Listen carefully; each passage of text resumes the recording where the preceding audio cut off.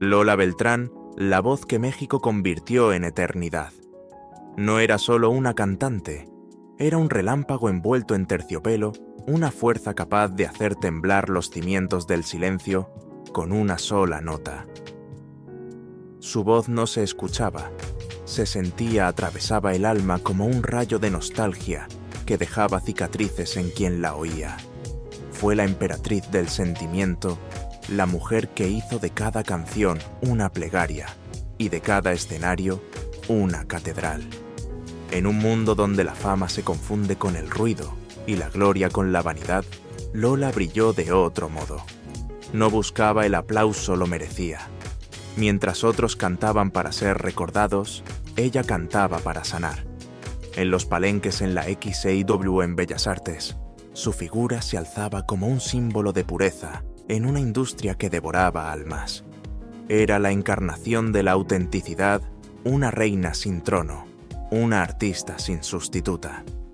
Pero detrás del aplauso interminable se escondía un eco de soledad. Bajo los vestidos bordados y las luces del escenario, había una mujer que conocía el peso del sacrificio, la pérdida y la enfermedad. Su corazón generoso y cansado libraba batallas silenciosas, mientras seguía sonriendo al público que la adoraba. Hoy, a casi 3 décadas de su partida, las heridas siguen cantando. No apartes la mirada, porque su historia no es solo la de una estrella, sino la de una mujer que entregó su vida entera para que México no dejara de soñar. Las primeras heridas de Lola Beltrán no fueron escritas por la fama, sino por la pobreza misma. Una casa pequeña en el Rosario, Sinaloa, donde el viento del Pacífico se colaba por las rendijas de las ventanas y el canto de los gallos mezclaba su voz con las plegarias de una madre que soñaba con un futuro mejor. María Lucila Beltrán Ruiz vino al mundo el 7 de marzo de 1932, hija de Pedro Beltrán y María de los Ángeles Ruiz.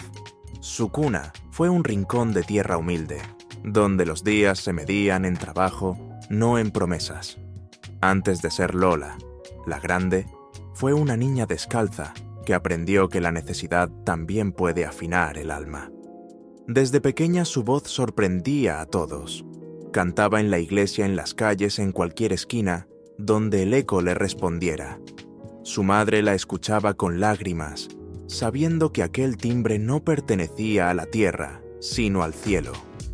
Pero la vida no tenía piedad con los milagros. El dinero nunca alcanzaba, los hermanos compartían la misma cama, y los sueños eran un lujo reservado para otros. En los años 40, cuando la radio comenzaba a pintar fantasías en los pueblos de México, la pequeña Lucila comprendió que su única salida era esa: cantar. Su madre la apoyó, su padre dudó, y el destino empezó a abrirse paso con la fuerza de su voz. A los 16 años dejó el Rosario. Se marchó en tren con un vestido prestado, una maleta pequeña y una esperanza que pesaba más que el equipaje. Ciudad de México la recibió con su caos y sus luces, una jungla de talento y desilusiones. Consiguió trabajo como secretaria en la emisora XCW, el corazón musical del país. Nadie la conocía, nadie la esperaba. Pero entre papeles y dictados, su voz se escapaba tímida al principio, indomable después. Los locutores la oyeron una tarde y el mito comenzó a respirar. Sin embargo, el camino hacia la cima no fue una escalera de flores, fue un campo de espinas. En esa época el mundo de la música mexicana era un territorio dominado por hombres y por egos que rugían más fuerte que los aplausos.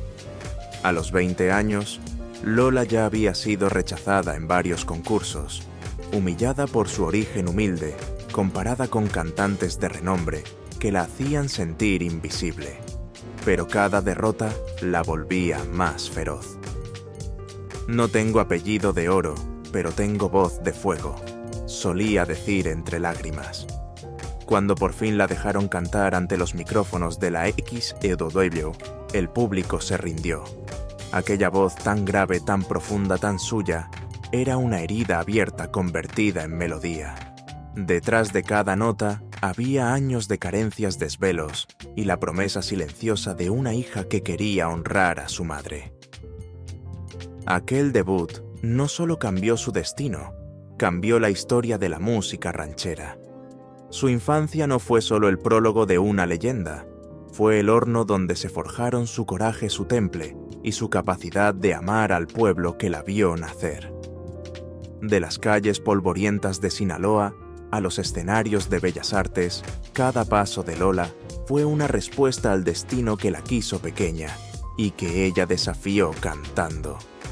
Cuando el eco de las calles polvorientas de El Rosario se desvaneció detrás del tren, Lola Beltrán no dejó silencio, dejó una promesa. Había jurado que volvería convertida en alguien que México recordaría por generaciones. Lo que no sabía entonces era que ese sueño nacido de hambre y esperanza exigiría de ella no solo talento, sino la resistencia de quien canta contra el destino. En la capital, cada amanecer era una prueba. Los micrófonos no la esperaban, las puertas no se abrían, y el glamour de la radio se sentía tan lejano como el mar que había dejado atrás. En la emisora XCW, donde comenzó como secretaria, la música era un lenguaje que aún le estaba prohibido. Ella pasaba los días mecanografiando guiones ajenos, mientras en silencio memorizaba cada nota que salía del estudio. Hasta que un día, casi por accidente, su voz cruzó una puerta equivocada. Un productor la escuchó cantar mientras ordenaba papeles, y por un instante el bullicio del estudio se detuvo. Había algo en esa voz que no podía ignorarse, un filo de tristeza mezclado con la nobleza de los volcanes. Su primera audición no fue un triunfo inmediato. Los ejecutivos dudaban. Demasiado grave, demasiado distinta, decían. Pero el público no.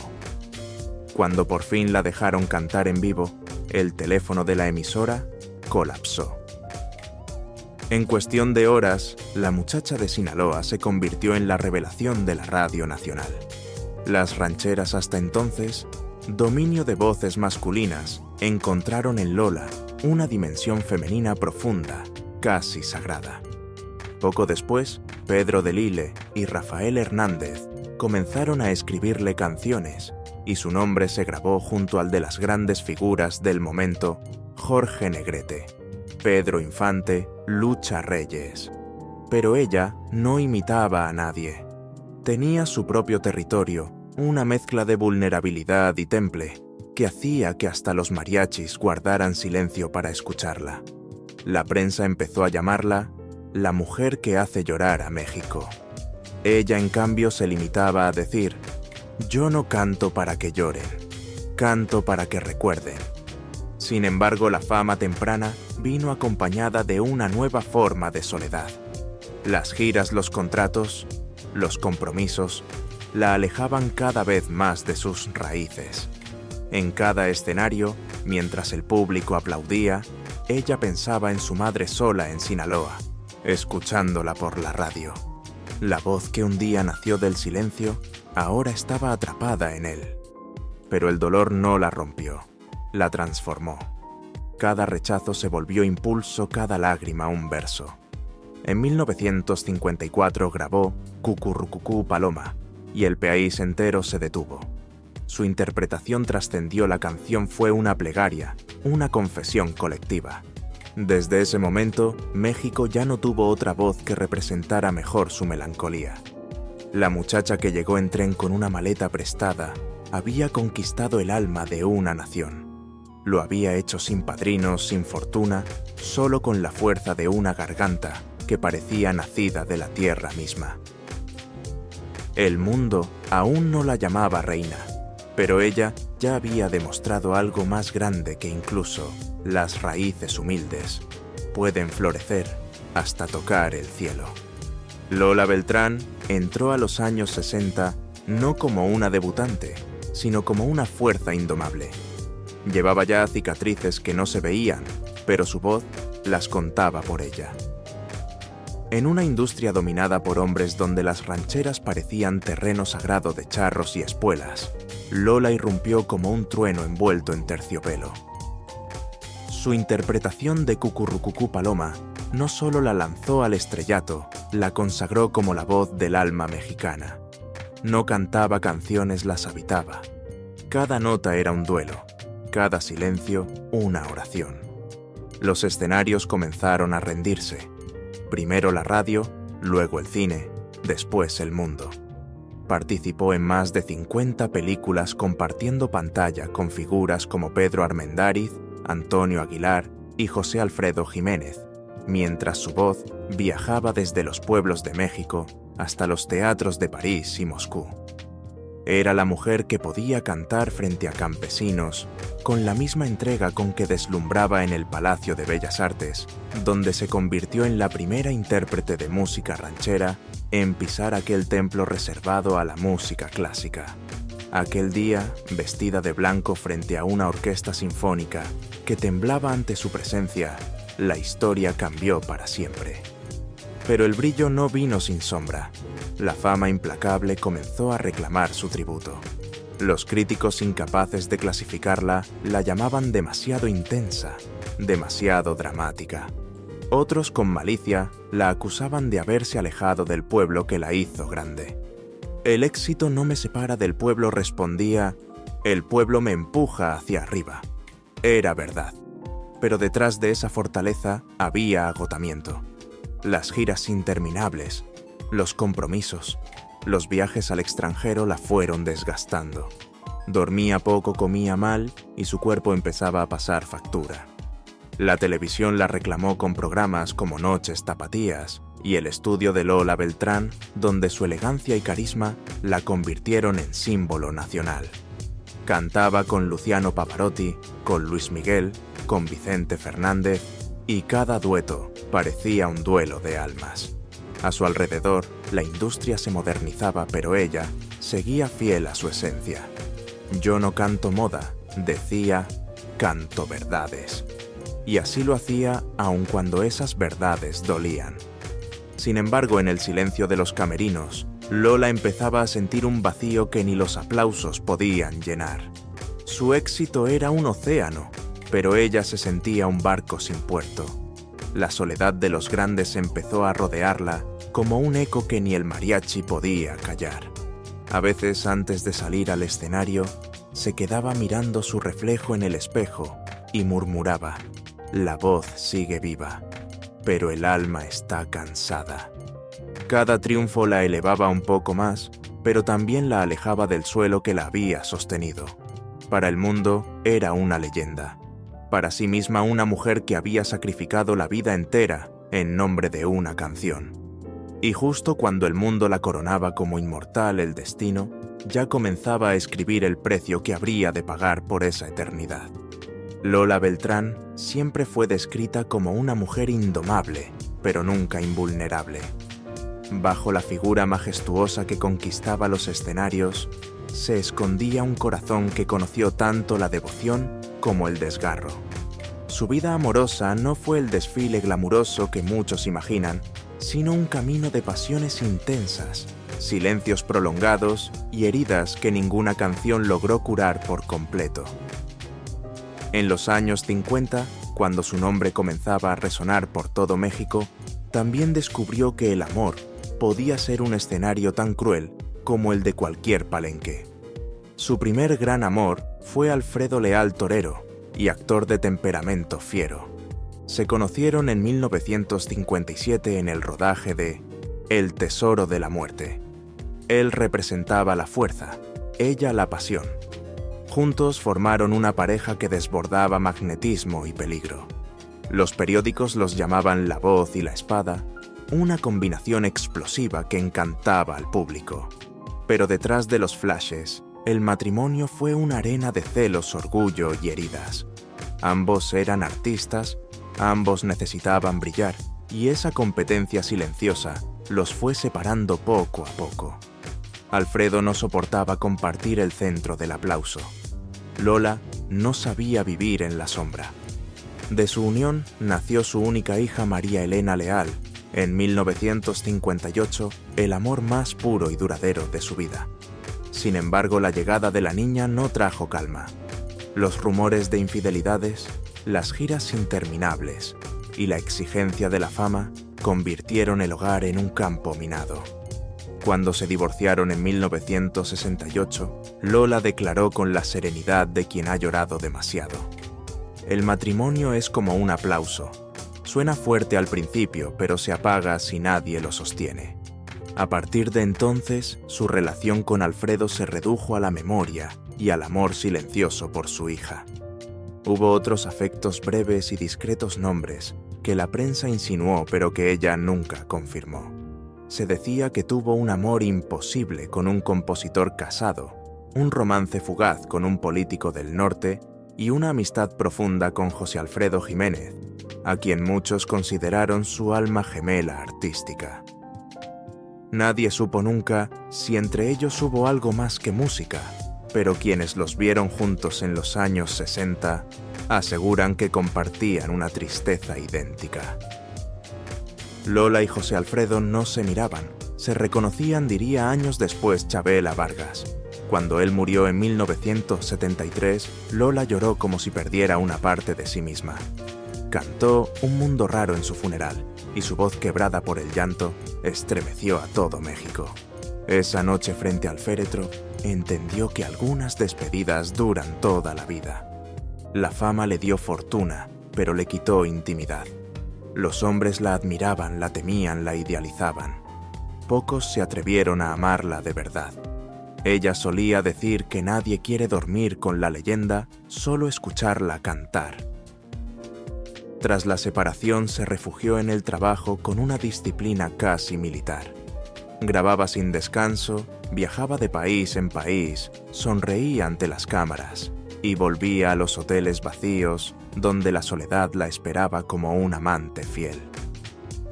En las cartas que enviaba a su hija durante las giras, repetía la misma frase: "Cantar es lo único que me salva". Su maternidad, sin embargo, fue el eje que la mantenía en pie. María Elena se convirtió en su sombra luminosa, acompañándola en giras y programas de televisión. Pero incluso ese amor tuvo sus grietas. Lola, siempre exigente, quería que su hija siguiera sus pasos, sin entender que los hijos de los ídolos cargan con un peso invisible. «Tú no tienes que ser yo», le dijo un día María Elena, cansada de comparaciones. A lo que Lola respondió entre lágrimas: «No te pido que seas yo solo, que nunca olvides quién soy». Era una súplica disfrazada de orgullo. En los años 80, cuando la juventud ya no llenaba los escenarios y las nuevas voces emergían con ritmos distintos, Lola empezó a sentir el paso del tiempo, con una crudeza que ninguna ovación podía suavizar. Las noches en soledad se hicieron más largas, los recuerdos más ruidosos. Había amado y perdido, triunfado y sufrido, pero el dolor más grande era saber que pese a todo, aún no sabía amar sin miedo. Decía que el público era su único esposo, pero en el fondo sabía que el aplauso no abraza, no escucha, no espera. La prensa cruel, como siempre, inventaba romances imposibles, empresarios, políticos, músicos. Ella los ignoraba con la elegancia de quien ya ha sobrevivido a la mentira. En realidad, su corazón estaba ocupado por los fantasmas, el de José Alfredo, el de Alfredo Leal, el de los amores que no fueron y los que se rompieron antes de comenzar. En sus últimas entrevistas, cuando los periodistas insistían en preguntarle si había vuelto a enamorarse, respondía con media sonrisa: «Yo solo me caso con la música». Con el paso de los años, esa música también se convirtió en su refugio más solitario. Cantaba Paloma Negra como si la escribiera cada vez. En el escenario se transformaba, la mujer cansada se borraba y quedaba la diosa del dolor, la sacerdotisa del desamor. Pero cuando las luces se apagaban, el silencio regresaba como una marea inevitable. En su camerino frente al espejo, veía su reflejo en el mismo ángulo que décadas antes. La misma mirada, la misma fuerza, pero detrás, una sombra de cansancio que ni el maquillaje podía esconder. El amor para Lola fue siempre un combate entre el deseo y la distancia. Dio mucho, perdió mucho más. Cada relación la dejó un poco más fuerte, pero también un poco más sola. Al final comprendió que su destino no era ser amada, sino ser escuchada. «No vine al mundo a tener pareja», dijo una vez, «vine a cantar hasta que el alma me lo pida». Y cumplió su promesa, porque el verdadero amor de su vida no fue un hombre, ni siquiera su fama. Fue la voz, esa voz que le costó familia, salud, descanso y lágrimas. Esa voz que la hizo eterna, pero también la condenó a la soledad. En cada canción, Lola Beltrán dejó un pedazo de su corazón. En cada silencio, dejó el eco de todo lo que nunca pudo decir. La vida nunca fue suave con ella, y no tenía por qué serlo al final. El destino que la había coronado con flores y la había herido con espinas, decidió cobrarle su grandeza lentamente, con la misma paciencia con que el mar desgasta la piedra. En los últimos años, cuando su voz aún seguía llenando los palenques y los programas de televisión, el cuerpo de Lola Beltrán comenzó a quebrarse en silencio. Nadie lo notaba, o quizá nadie quería verlo. Detrás de cada nota prolongada había una punzada en el pecho. Detrás de cada sonrisa televisiva, una fatiga que no se confesaba ni a sí misma. El diagnóstico llegó como una sentencia disfrazada de advertencia, problemas cardíacos y tromboembolia pulmonar. Los médicos le pidieron que descansara, pero ella se negó. «Yo descanso cuando canto», respondía como si la voz fuera su medicina y su condena. En realidad ya no descansaba en absoluto. Sus giras se hicieron más cortas, sus presentaciones más pausadas, pero su entrega seguía siendo total. El público la veía vibrar con Paloma Negra, y Si Dios me quita la vida, sin imaginar que el corazón que la sostenía apenas podía seguir el ritmo. Aún así, Lola se negó a ser una enferma. Prefería morir cantando antes que vivir callada. Mientras los médicos hablaban de reposo, ella planeaba conciertos y programas. Mientras el cuerpo pedía tregua, el alma pedía escenario. Su hija María Elena fue testigo de esa batalla íntima entre la gloria y el agotamiento. Contaría años después que incluso hospitalizada, su madre pedía un espejo para retocarse los labios y una guitarra para afinar la memoria. «No soy una enferma», decía, «soy una artista cansada». Pero no solo el cuerpo le pasaba factura, el alma también arrastraba duelos que nunca cicatrizaron. Las muertes de Pedro Infante, Jorge Negrete y sobre todo de José Alfredo Jiménez, sus compañeros de generación, habían dejado huecos imposibles de llenar. Cada uno de ellos fue un capítulo en su historia personal y profesional. Con Pedro compartió risas y admiración mutua. Con José Alfredo compartió la tristeza y el arte de cantar desde la herida. Cuando él murió en 1973, Lola sintió que una parte de la música mexicana se apagaba con él. En cada presentación posterior, rendía homenaje a su memoria. «Mientras yo cante, José Alfredo no muere», decía con lágrimas contenidas. Sin embargo, el dolor más profundo vino de su propia fragilidad. La artista que había representado la fuerza del pueblo mexicano estaba ahora atrapada en un cuerpo que se desmoronaba. Su salud comenzó a deteriorarse con rapidez. La diabetes, el cansancio crónico, los problemas respiratorios. Aún así, se aferró a la vida como a un verso sin terminar. En los últimos meses, cuando la enfermedad se volvió más cruel, su hija permaneció a su lado, alimentándola, peinándola, escuchando sus suspiros entrecortados. El 24 de marzo de 1996, en su casa de Ciudad de México, mientras María Elena le daba de comer, Lola levantó la mirada hacia el techo y exhaló el último suspiro. Fue una partida silenciosa, digna sin espectáculo, como si el alma al fin hubiera decidido regresar al escenario del cielo. El país entero se detuvo. Su cuerpo fue velado en el Palacio de Bellas Artes, el mismo lugar donde había cantado por primera vez como pionera de la música ranchera. Miles de personas desfilaron ante su féretro cubierto con flores blancas, mariachis y aplausos que sonaban más a despedida que a tristeza.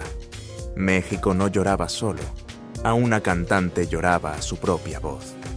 De aquel final surgió un legado inesperado. Su hija, movida por la memoria y la gratitud, se dedicó a preservar su obra creando la Fundación Lola Beltrán, que apoya a jóvenes intérpretes y promueve la música regional mexicana. A través de esa causa, el amor que Lola sembró regresó multiplicado. Sus discos siguen siendo estudiados en universidades. Sus interpretaciones en Bellas Artes se enseñan como clase magistral de técnica y emoción. La mujer que había nacido en la pobreza y que murió con fama eterna, dejó algo más valioso que el oro, o la gloria, dejó un eco. Ese eco que aún vibra en las calles, en las radios viejas, en las voces de las nuevas generaciones, que la imitan sin alcanzarla. Lola no solo enseñó a cantar, enseñó a resistir, a transformar el dolor en arte y la enfermedad en dignidad. A veces la grandeza no se mide por los años vividos, sino por la intensidad con que se ama lo que se hace. Y Lola Beltrán amó hasta el último aliento. Su vida fue un canto de amor a México. Su muerte una nota suspendida que todavía resuena entre las montañas de Sinaloa. El cuerpo, como la voz, tiene límites. Y para Lola Beltrán, cada canción fue acercarse un poco más a ellos. Detrás del brillo, detrás de las ovaciones que sacudían los palenques y los teatros, había una mujer que ya no podía sostener la gloria sin dolor.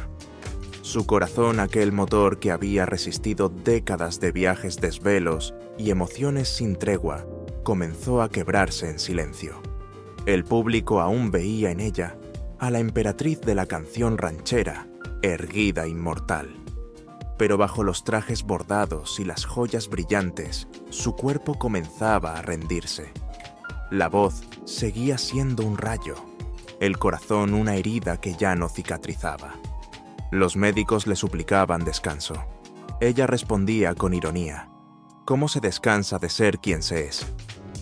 En el fondo sabía que su destino estaba marcado. No había nacido para la quietud, sino para el sacrificio. A comienzos de los años 90, los signos eran claros: diabetes, agotamiento, insuficiencia cardíaca. Aún así, siguió cantando. A veces con fiebre, otras con mareos, pero siempre con la misma entrega que había mostrado desde El Rosario hasta el Palacio de Bellas Artes. El precio de la fama no era el dinero ni los titulares, era el desgaste invisible. Las noches sin sueño, la presión de ser símbolo nacional, el peso de cargar con las emociones de un pueblo entero. Ella no podía fallar, porque en su voz los mexicanos encontraban consuelo, orgullo, identidad. Por eso siguió incluso cuando el cuerpo le pedía tregua. En privado su respiración se volvía más corta. Sus manos temblaban al sostener el micrófono. Pero bastaba con que sonaran los primeros acordes para que todo se transformara. La enfermedad desaparecía durante 3 minutos. Después regresaba más cruel. En sus últimos meses, su hija María Elena Leal se convirtió en su refugio y su enfermera. Madre e hija compartían un lazo tan fuerte que parecía sobrenatural. Cuando los doctores advirtieron del riesgo de infarto, Lola se limitó a sonreír y dijo: «Si me muero, que sea cantando». Era más que una frase, era su forma de vida. A veces, mientras la maquillaban para una presentación, María Elena le tomaba la mano y sentía el pulso débil. «Mamá, por favor, descansa». Y ella respondía con voz firme: «No nací para descansar, nací para cantar». El 24 de marzo de 1996, el destino decidió escribir el último verso de esa voz inmortal. Aquella mañana en su casa de Ciudad de México, Lola se sentía cansada, pero insistió en levantarse. Almorzó con su hija y su estilista riendo, hablando de proyectos futuros. Nadie imaginaba que el final estaba tan cerca. En medio de la conversación su respiración se detuvo por un instante. Luego vino un silencio extraño, un vacío que heló la habitación. María Elena corrió hacia ella, la sostuvo entre sus brazos, pero el cuerpo ya no respondía. Los médicos confirmaron lo inevitable: tromboembolia pulmonar. El corazón de México había dejado de latir. Las horas siguientes fueron una procesión de incredulidad. Las noticias se esparcieron como un lamento nacional. Las estaciones de radio interrumpieron sus programas para poner Cucurrucucú Paloma. Los periódicos titularon «Murió la voz que hizo llorar a México». Pero más allá de los titulares, lo que quedó fue un silencio ensordecedor. María Elena acompañó el cuerpo de su madre al Palacio de Bellas Artes, el mismo lugar que la había visto triunfar. Allí, entre columnas de mármol y flores blancas, miles de personas se despidieron de ella. Marineros, campesinos, diplomáticos, artistas, todos se mezclaron para rendir homenaje. Los mariachis tocaron Paloma Negra mientras el féretro cruzaba el vestíbulo. Nadie cantó. Era como si México entero contuviera la respiración. Afuera una multitud seguía el cortejo bajo la lluvia, como si el cielo mismo llorara. Aquella noche el palacio se transformó en santuario. No era un funeral, era un acto de amor colectivo. En las paredes resonaban ecos de su voz, como si se negara a irse del todo. Después del homenaje, su cuerpo fue trasladado a El Rosario, Sinaloa, su tierra natal. El pueblo entero salió a recibirla con flores y guitarras. En la iglesia donde había cantado siendo niña, la colocaron frente al altar. Los ancianos lloraban, los niños preguntaban por qué dormía. Al salir el ataúd, una mujer gritó entre sollozos: «¡No te vayas, Lola, que todavía no hemos terminado de escucharte!». Fue el adiós más puro, el del pueblo que la vio nacer y que nunca dejaría de llamarla suya. Aquel día, la voz que había recorrido el mundo regresó al punto de partida. El círculo se cerraba. Lola Beltrán había cantado para presidentes, reyes y multitudes, pero su despedida fue para los suyos, los humildes, los que siempre la acompañaron. En el cementerio de El Rosario, el aire olía a tierra mojada y a eternidad. Mientras la sepultaban, los mariachis tocaron «Si Dios me quita la vida», y cada verso sonaba como una promesa cumplida. Con su muerte, México perdió a una intérprete, pero ganó un mito. En las décadas siguientes, su nombre se convirtió en sinónimo de orgullo nacional. Su voz se estudia en conservatorios, su imagen decora murales, su vida inspira libros y documentales. La Fundación Lola Beltrán, dirigida por su hija, mantiene vivo su legado, ayudando a nuevos talentos, llevando la música mexicana a los escenarios internacionales. Pero más allá de los homenajes y las placas conmemorativas, el verdadero legado de Lola vive donde siempre quiso estar, en la garganta de su pueblo. En su casa del Rosario, hoy convertida en museo, aún se conserva su micrófono, sus vestidos y una carta donde escribió poco antes de morir: «Si un día me callo, no lloren, que mi voz siga cantando en ustedes». Esa carta es ahora un testamento espiritual, un eco que atraviesa generaciones. El costo de su grandeza fue altísimo: la salud, la soledad, la imposibilidad de vivir una vida simple. Pero al final, Lola Beltrán no fue solo una artista que cantó sobre el amor y la pérdida. Fue una mujer que los vivió en carne propia, que los transformó en arte y que murió con la misma intensidad con la que vivió, cantando, amando, entregándose hasta el último aliento. Quizás esa sea la lección más profunda que deja su historia: que la fama es efímera, pero la pasión verdadera no muere.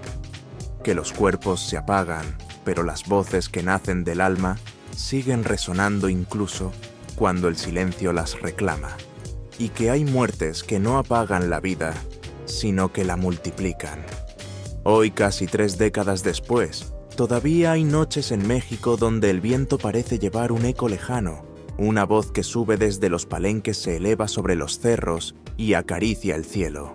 Es Lola, cantando todavía.